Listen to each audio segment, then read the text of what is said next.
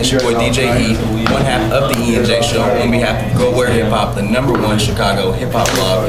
I'm here in the studio, not the studio, but actually the kick it room with the boy Mac Miller. How you doing, man? Chilling, man. Kicking it in the kick it room. Okay, the kick it room.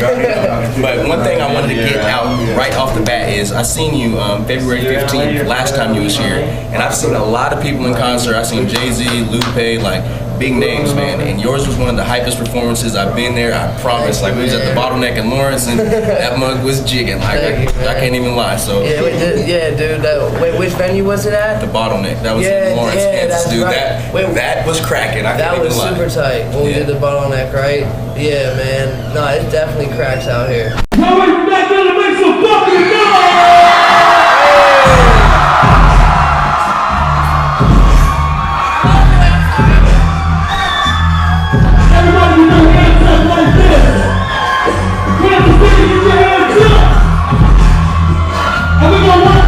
So high, find me somewhere in the sky, and I know, these days just flow by, so high, head somewhere in the sky, and you know, these days just flow by,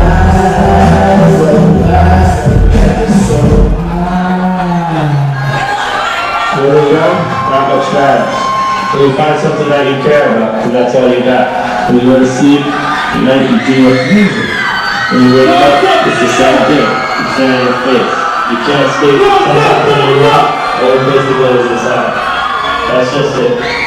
Music is what I love. Is that with me? No, I really got nothing. Whoa! Hey!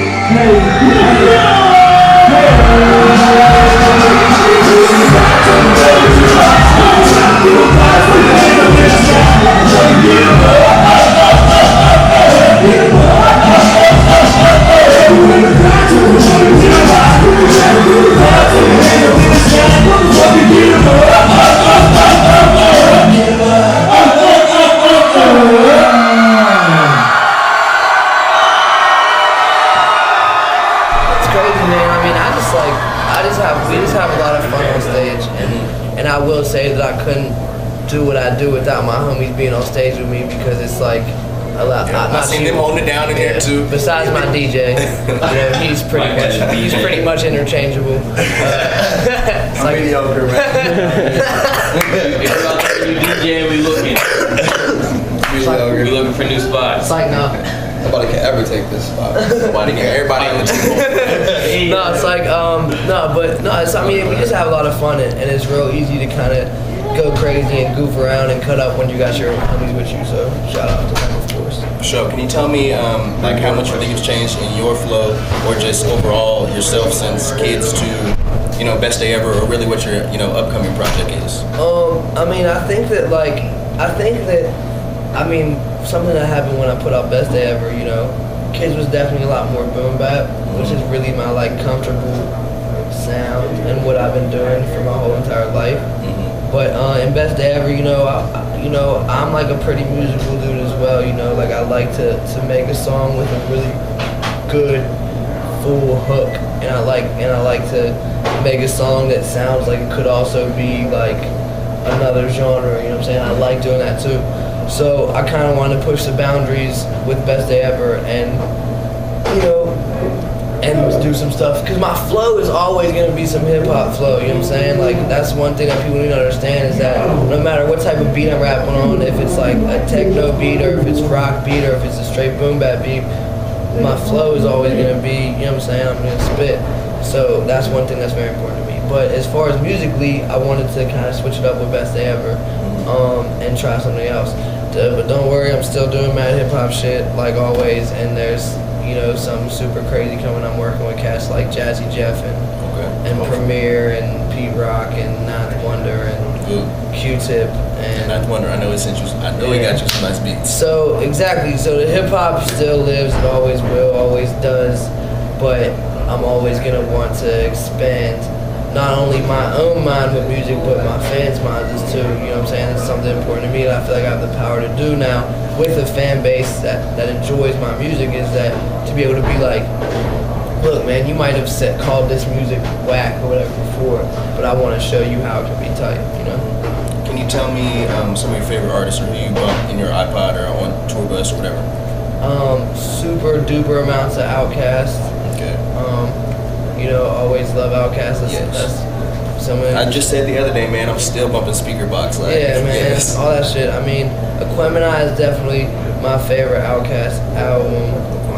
Just because Stinging is dope. I mean, everyone's dope, but I mean, Aquemini just sentimentally, because when I was like 9 or something, I think when I was like at a young age, we had gotten Aquemini, and the lyrics are all on the inside cover, and I used to put it in and try and rap along, which was hard because they be spinning super fast. But yeah, man. So yeah, Outkast, a lot of Tribe Called Quest.